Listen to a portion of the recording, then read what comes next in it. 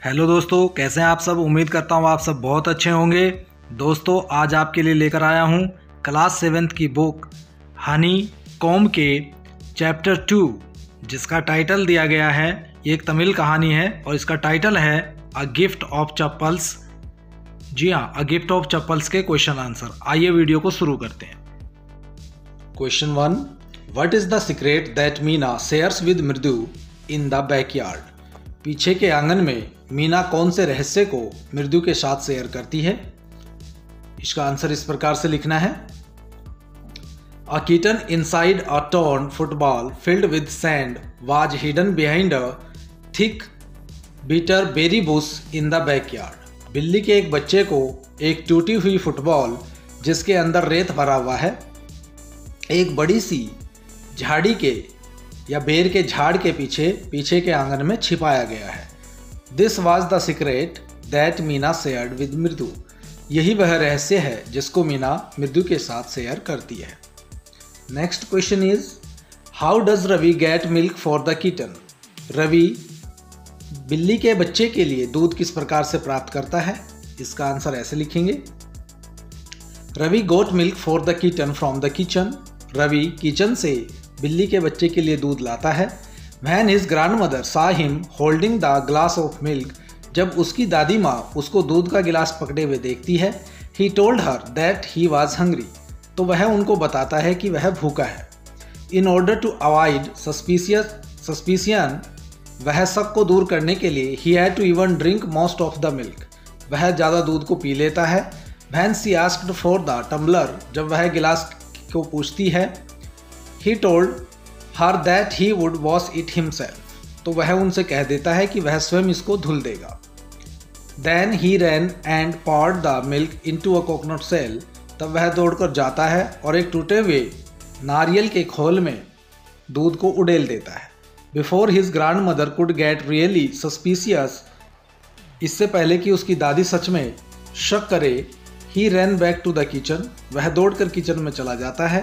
washed the tumbler and put it back, और गिलास को धोकर वहीं वापस रख देता है। तो ये वाला आंसर आपको समझ में आ गया। चलिए अगला देखते हैं। Question number 3, who does he से द किटन्स एंसेस्टर्स आर। वह क्या बताता है कि बिल्ली के बच्चे के पूर्वज कौन थे। डू यू बिलीव हिम, क्या आपको उस पर विश्वास है। तो इसका आंसर इस प्रकार से लिखेंगे। Ravi said that one of the descendants of the Egyptian cat goddess was a stowaway in a Pallava ship। Ravi सबको बताता है कि मिस्र की जो बिल्ली थी जिसकी वहाँ पर पूजा की जाती थी, यानी बिल्लियों की जो देवी थी, उनका एक वंशज पल्लव देश के जहाज में छिप कर आ गया था। The descendant of this cat was the Mahabalipuram Rishi cat, और यह महाबलीपुरम की ऋषि कैट का वंशज है।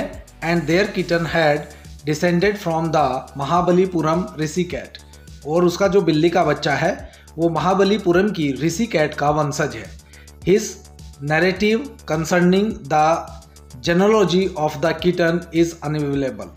देखिए अनबिलीवेबल क्यों है वो, इसलिए है जो उसने पूरी कहानी बताई है, नरेट की है उस बिल्ली के बच्चे के बारे में, वह विश्वसनीय नहीं लगती। ठीक है, विश्वसनीय है भी नहीं। Okay, next question number 4, Ravi has a lot of to say about MP Punai. Ravi MP Punai के बारे में बहुत ज़्यादा बताता है। दिस शोज दैट, इससे लगता है। First one is, he is merely trying to impress Mridu, वह मृदु को इम्प्रेस करने की कोशिश कर रहा है। Second, his knowledge of history is sound, इतिहास के बारे में उसकी जानकारी बहुत मजबूत है। Third is, he has a rich imagination, वह बड़ी कल्पना कर सकता है। Fourth is, he is an intelligent child, वह एक बहुत ही होशियार बच्चा है। तो which of these statements do you agree disagree to, इनमें से आप कौन से कथन से सहमत है और कौन से कथन से सहमत नहीं है। तो इसका आंसर इस प्रकार से लिखेंगे। Ravi has a lot to say about MP Punai, Ravi MP Pune के बारे में बहुत कुछ बताता है। This shows that he has a rich imagination. इससे पता चलता है कि उसकी कल्पना बहुत मजबूत है, वो ज़्यादा बड़ी बड़ी कल्पनाएं कर लेता है। Okay, next see question number 5। What was the noise that started Mridu and frightened Mahendra. ठीक है, वह कौन सा नॉइज यानी शोर है जिससे मृदु नोटिस करती है और महेंद्रन डर जाता है। ओके, तो ये इसका आंसर इस प्रकार से आपको लिखना है। The noise that startled Mridu and frightened Mahendra was an unusual sound a crèche.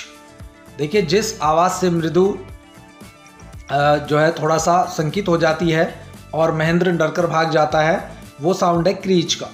This screeching was actually Lalli's attempts at learning to play the violin. Actually जो क्रीचिंग की आवाज़ है, इस क्रीच की आवाज़ है, वो साउंड कौन सा है? वो साउंड है जब लल्ली प्रयास करती है वायलिन को बजाने का। ओके, क्योंकि वो वायलिन सीख रही है और उसको वायलिन बजाना आता नहीं, उसको बेसिक वायलिन भी नहीं आता है, तो जब वो उसको बजाने का प्रयास करती है तो उससे क्रीच क्रीच की आवाज़ निकलती है। ओके, चलिए पेज नंबर 28 पे जो क्वेश्चन है उनके बारे में। The music master is making lovely music. संगीत मास्टर सुंदर म्यूजिक बजा रहा है। Read aloud the sentence in the text that expresses this idea. अब टेक्स्ट में जो इस तरह के कथन आए हैं जो इस आइडिया को एक्सप्रेस करते हों उनको बताना है। तो इसका आंसर आपको इस प्रकार से लिखना है। The music master notes seem to float up and settle perfectly into the invisible tracks of the melody. देखिए, जो म्यूजिक मास्टर है, जो उसकी नोट्स है यानी धुन है, सीम्ड टू फ्लोट अप, वो उसको ऊपर उठाने की कोशिश करता है, एंड सेटल परफेक्टली, और उसको बिल्कुल परफेक्टली वो सेटल कर देता है into the invisible tracks of the melody, क्योंकि जो अदृश्य मेलोडी है उनकी जो धुन है उसमें वो बिल्कुल उसको सेट कर देता है। This sentence shows that the music master was making lovely music. इससे पता चल जाता है, यही वह सेंटेंस है जो ये शो करता है कि music master lovely music produce कर रहा है या प्ले कर रहा है। Okay, now see question number 2। Had the beggar come to Rukkumani's house for the first time. क्या भिखारी रुक्कुमणि के घर में पहली बार आया था? Give reasons for your answer. अपने उत्तर के लिए आपको कारण भी बताना है। तो इसका आंसर इस प्रकार से लिखेंगे। नो, नहीं, the beggar had not come to Rukkumani's house for the first time. भिखारी पहली बार रुक्कुमणि के घर नहीं आया था, मतलब वो पहले भी आ चुका था। When the beggar arrived, जिस समय भिखारी आया, she asked Ravi to send him away, तो उसने रवि से कहा कि उसको वापस भेज दो। The beggar, she said, उसने कहा भिखारी had been coming to their houses daily the week before, एक हफ्ते पहले से वो उनके घर पर लगातार आ रहा था। She said it was time he found another house to beg from, वो कहती है कि अभी इस समय वो किसी दूसरे घर से जाकर भीख मांग ले। ओके, तो वो पूरे हफ्ते से आ रहा था, फर्स्ट टाइम नहीं आया था। ये क्लियर हो गया। चलिए नेक्स्ट क्वेश्चन देखते हैं। Question 3। A sharp V shaped line had formed between her eyebrows. एक गहरी वी शेप की लाइन उसके माथे पर जो आईब्रो है उनके बीच में बनी हुई थी। What does it suggest to you about Rukkumani's mood. इससे आपको रुक्कुमणि के मूड के बारे में क्या पता चलता है? ठीक है, इसका आंसर लिखेंगे। A sharp V shaped line between the eyebrows refer to a frown. ठीक है, जो फ्रॉन होता है उसके संदर्भ में जो वी शेप्ड लाइन बनी हुई है। This suggest that Rukkumani's was in an angry mood. इससे पता चलता है कि रुक्कुमणि गुस्से वाले मूड में थी। ओके, जब यहाँ पर वी शेप बन जाती है तो फ्रॉन जो होता है उसमें गुस्से वाली जो स्थिति होती है। ओके, अब पेज नंबर 29 पर जो क्वेश्चन दिए गए हैं उनको समझते हैं। Complete the following sentences. यहाँ पर जो वाक्य दिए हैं इनको कंप्लीट करना है। फर्स्ट है Ravi compares Lalli's playing the violin to. तो किससे वो कंपेयर करता है कि लल्ली जो वायलिन बजा रही है उसकी तुलना किससे करता है? सेकंड है trying to hide beneath the tray of chillies. Mahendra कहाँ छिपने की कोशिश करता है? बीनीथ, नीचे। द ट्रे ऑफ चिलीज, जो मिर्चों की ट्रे होती है, तस्तरी होती है, उसके नीचे छिपने की कोशिश करता है। आगे इसको कंप्लीट करना है। Third, the teacher played a few notes on his violin. अध्यापक अपनी वायलिन पर कुछ धुनें बजाता है। एंड लल्ली, और लल्ली क्या करती है ये भी बताना है। Number 4, the beggar said that the kind ladies of the house hold, भिखारी कहता है कि इस घर की जो औरतें हैं वो दयालु हैं। Number 5, after the lesson was over the music teacher asked Lalli if, जब उसका पाठ खत्म हो जाता है तो म्यूजिक टीचर उससे कहता है कि लल्ली यदि, तो इसमें हमें किस प्रकार से आंसर भरने हैं, फर्स्ट को हमें इस प्रकार से कंप्लीट करना है। Okay, Ravi compares Lalli's playing the violin to derailing of a train of melody, ऐसा लग रहा है कि वो कोई मेलोडी की ट्रेन को खींच रही होगी, डिरेलिंग कर रही होगी। कैसे खींच रही होगी, उल्टा खींच रही होगी। Okay, second, trying to hide beneath the tray of chillies Mahendran tipped a few chillies over himself, Mahendra कुछ मिर्चों को अपने ऊपर गिरा लेता है। ओके, जो अंडरलाइन किए गए हैं ये आपको फिल करने, इस प्रकार से भरने हैं। थर्ड को ऐसे लिखेंगे, the teacher played a few notes on his violin, अध्यापक कुछ धुनों को अपने वायलिन पर बजाता है। And Lalli stumbled behind him on her violin which looked helpless and unhappy in her hands, ठीक है, वो कोशिश करती है अपनी वायलिन पर बजाने की, वो असहाय और अनहैप्पी प्रतीत होती है, उसके हाथ उसको उस तरह से नहीं चल पाते, उसको उस तरह से हेल्प नहीं कर पाते। Okay, the beggar said that the kind ladies of the household were very generous and because of this he had been able to keep his body and soul together for a whole week. देखिए, वो कहता है कि वो generous हैं यानी उदार हैं, और इसी के कारण वो पिछले एक हफ्ते से अपने शरीर और अपनी आत्मा की तृप्ति कर पाया, यानी खाना उसको मिल जाता है तो उसका पेट भर जाता है, उससे उसका मन और शरीर दोनों तृप्त हो जाते हैं। ओके, इसके बाद number 5, after the lesson was over the music teacher asked Lalli if she had seen his chappals, तो वो लल्ली से पूछता है क्या उसने उसकी चप्पल देखी है, क्योंकि उसकी चप्पल खो गई थी। खो क्या गई थी, वो भिखारी को दे दी थी ना, तो वो मिल नहीं रही थी। जब वो ढूंढने के लिए आया अपना पाठ पूरा करके, तो फिर वो लल्ली से पूछता है कि क्या उसने उसकी चप्पल देखी है। तो इस प्रकार से आपको इसको भरना है। ओके, इसके बाद question number 2, describe the music teacher as seen from the window, जैसा खिड़की से देखा गया है म्यूजिक टीचर को, तो उसका वर्णन कीजिए। तो किस प्रकार से देखा गया है, उसका वर्णन इस प्रकार से है, as seen from the window, जैसे ही खिड़की से देखा गया, the bony figure of the music master, ठीक है, म्यूजिक मास्टर की हड्डी वाली फिगर वहाँ पर दिखाई दी, with most of his back to the window, क्योंकि खिड़की के पीछे से उसकी पीठ दिख रही थी। Could be seen sitting in front of Lalli, उसको लल्ली के सामने बैठा हुआ देखा जा सका। He had a mostly bald head, उसका सिर गंजा था, with a fringe of oiled black hair falling around his ears and an old fashion tuft. देखिए, एक तो उसके जो कुछ बाल सिर पर बचे हुए थे वो कानों के ऊपर थे, उनके ऊपर तेल लगा हुआ था, और एक पुराने समय का जो चुटिया होती है वो भी वहाँ पर बनी हुई थी। A gold chain gleamed around his leathery neck, उसकी जो गर्दन थी चमड़े की, उसमें एक सोने की चेन पड़ी हुई थी। And diamond ring glittered on his hand, और एक हीरे की अंगूठी उसके हाथ में चमक रही थी।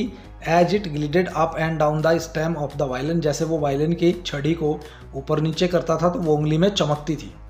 A large foot stuck out from beneath his gold bordered vesti edge, ठीक है, उसका एक बड़ा सा पैर, ठीक है ना, नीचे की तरफ जो लटक रहा था। He was beating time on the floor with the scrawny big toe, तो वो अपने बड़े से अंगूठे से समय समय पर थाप भी दे रहा था किसको, फर्श को। जब वो वायलिन बजाता था तो वो फर्श को थाप भी देता था। तो ये वो फिगर थी जिसको खिड़की से देखा जा सका था। ओके, चलिए क्वेश्चन नंबर 3 देखते हैं इसका। What makes Mridu conclude that the beggar has no money to buy chappals, किस चीज़ से मृदु को पता चल गया कि भाई भिखारी के पास पैसे नहीं है जिससे कि वो चप्पल खरीद सके। और सेकंड क्वेश्चन है, या पहले हम फर्स्ट का आंसर देख लेते हैं। वैन मृदु सा the blistered feet of the beggar, जब उसने उसके फटे हुए या जिसे कहते हैं जले हुए पैरों को देखा, सी कंक्लूडेड, तो उस निष्कर्ष पर पहुंच गई that he did not have any money to buy slippers, कि उसके पास कोई पैसा नहीं है जिससे कि वो अपनी स्लीपर्स खरीद सके। Second question, what does she suggest to show her concern, वो कौन सा सुझाव देती है उसके संदर्भ में या उसके बारे में। तो ये आंसर इस प्रकार से, Mridu asked Ravi if he had any pair of old slippers, Mridu ने रवि से पूछा कि क्या उसके पास पुरानी चप्पलों की कोई जोड़ी है, that they could give to the beggar, जिससे कि वो भिखारी को दी जा सके। Her eyes filled with tears on seeing the unfairness of the situation in which the beggar was. उसकी आंखों में आंसू आ गए थे उस गंभीर परिस्थिति को देखकर जिसमें भिखारी था। And she suggested that he needed something on his feet, और उसने सुझाव दिया कि उसके पैरों के लिए कुछ चीज़ों की आवश्यकता है, यानी उसको चप्पल की आवश्यकता है। ओके, चलिए आगे question number 4। Have you children she began and then seeing they were curiously quite went on more slowly seen anyone lurking around the veranda। ठीक है, ये जो स्टेटमेंट दी गई है क्वेश्चन से, इस पर 2 प्रश्न पूछे गए हैं। फर्स्ट वन है, 2 क्या 3 क्वेश्चन पूछे गए हैं। पहला क्वेश्चन देखिए, what do you think Rukmini really wanted to ask. आपको क्या लगता है कि रुक्मिणी सच में क्या पूछना चाहती थी? तो इसका आंसर इस प्रकार से लिखेंगे, Rukmini actually wanted to ask the children if they had seen the music master slippers. वह बच्चों से पूछना चाहती थी क्या उन्होंने म्यूजिक मास्टर की चप्पल देखी है। चलिए सेकंड देखते हैं, why did she change her question. उसने अपना प्रश्न क्यों बदल दिया? तो इसका आंसर आपको इस प्रकार से लिखना है, she changed her question seeing that they were curiously quiet. उसने अपना प्रश्न इसलिए बदल दिया क्योंकि उसने देखा कि वो बिल्कुल जिज्ञासु रूप से शांत हैं। She suspected that they had something to do with the absence of the slippers. उनको शक हो गया था कि जब चप्पलें नहीं मिलेंगी तो कुछ ना कुछ होगा। ओके, इसके बाद इसका थर्ड क्वेश्चन है, what did she think had happened. What did she think, उसने क्या सोचा हैड हैपेंड कि क्या हुआ था। तो इसका आंसर इस प्रकार से आपको लिखना होगा, सी प्रोबेबली थॉट, संभवतः उसने सोचा, that the children had purposely hidden the music master slippers, कि बच्चों ने शायद जानबूझकर म्यूजिक मास्टर की चप्पलों को छिपा दिया है और डन समथिंग विद इट, या उनके साथ कुछ कर दिया है।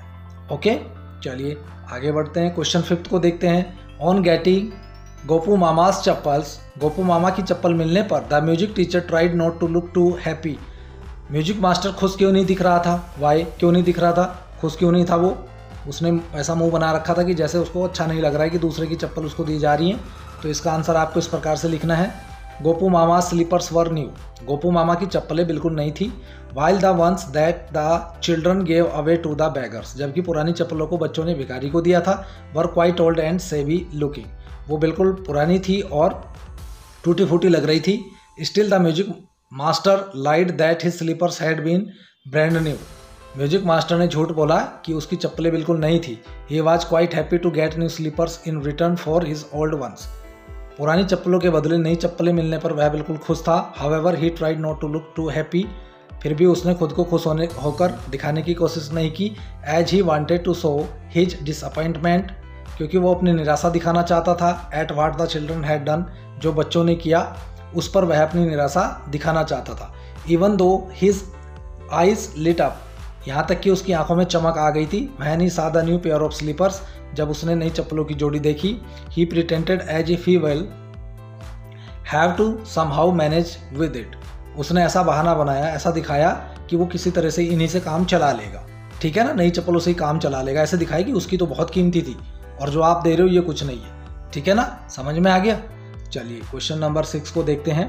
On getting a gift of chappals the beggar vanished in a minute, जैसे ही उसको चप्पलों का गिफ्ट मिला, उपहार मिला, तो भिखारी 1 मिनट में वहाँ से गायब हो गया। Why was he in such a hurry to leave, वह इतनी जल्दी में क्यों चला गया। तो इसका आंसर आपको इस प्रकार से लिखना है, when the beggar was asked to leave, जब भिखारी से जाने को कहा गया, he raised his eyes and looked fearfully at the road, उसने अपनी आंखें उठाई और भय से सड़क की ओर देखा। Which was gleaming in the afternoon heat, क्योंकि दोपहर की गर्मी से वो सड़क गर्म हो रही थी। He knew his feet would burn again, उसे पता था कि उसके पैर फिर से जल जाएंगे। However when the children got him a pair of slippers, जब बच्चे उसके लिए एक जोड़ी चप्पल ले आए, the beggar stared at it in amazement, तो आश्चर्यचकित होकर वह उनको देखने लगा। He hurriedly flung his towel over his shoulder, जल्दी से उसने अपने टॉवल को अपने कंधे पर डाला। Then he pushed his feet into them and left, तब उसने अपने पैर चप्पलों में डाले और वहां से चला गया। Muttering a blessing to the children, बच्चों को आशीर्वाद देते हुए। In a minute he had vanished around the corner of the street, वह 1 मिनट में सड़क के किनारे से गायब हो गया। He was tired and his feet were worn out, क्योंकि ही वॉज टायर्ड, क्योंकि वो थका हुआ था, and his feet were worn out, और उसके पैर जले हुए थे। Since he could not have got anything better and Rukkumani wanted him out of the house, क्योंकि इससे बेहतर वो कुछ और प्राप्त नहीं कर सकता था और रुक्कुमणी उसको घर से भगा देना चाहती थी। ही लेफ्ट इन अ हरी, इसलिए वो जल्दबाजी में चला गया। ओके, अब पेज नंबर 30 पे क्वेश्चन नंबर 7 देखते हैं। Walking towards the kitchen with Mridu and Meena, Rukkumani began to laugh, what made her laugh. ठीक है, किचन में मृदु और मीना के साथ जाते हुए रुक्कुमणी हंसने लगी। किस चीज़ से उसको हंसी आई? तो इसका आंसर आप इस प्रकार से लिखेंगे, walking towards the kitchen with Mridu and Meena, Rukkumani remembered that Gopu Mama was always in a hurry to throw off his shoes and socks. Kitchen की ओर जाते हुए मृदु और मीना के साथ रुक्कुमणी को याद आया कि गोपू मामा हमेशा जल्दीबाजी में रहता है अपने जूते और अपनी सॉक्स उतारने में। And get into his slippers as soon as he came home, और जैसे ही घर आता है तुरंत वो अपनी चप्पलों को पहन लेता है। She wondered what he would say that evening, उसे आश्चर्य हुआ कि आज शाम वो क्या बोलेगा। When she would tell him that she had given his slippers to the music master, जब वो उसको ये बताएगी कि उसने उसकी चप्पल म्यूजिक मास्टर को दे दी है। Thinking of this she began to laugh, यह सोचकर वह हंसने लगी। तो आज के इस वीडियो में बस इतना ही। कैसा लगा आपको ये वीडियो? यदि ये वीडियो आपको अच्छा लगा हो तो वीडियो को लाइक कर दीजिए, अपने दोस्तों के साथ जल्दी से शेयर कर दीजिए। जो लोग हमारे चैनल पर नए हैं उनसे रिक्वेस्ट है कि चैनल को जरूर सब्सक्राइब कर लें, जिससे कि आने वाले वीडियो के नोटिफिकेशन सबसे पहले आपको मिल सके। फिर जल्दी मिलते हैं आपको अगले वीडियो में, तब तक के लिए थैंक यू सो मच।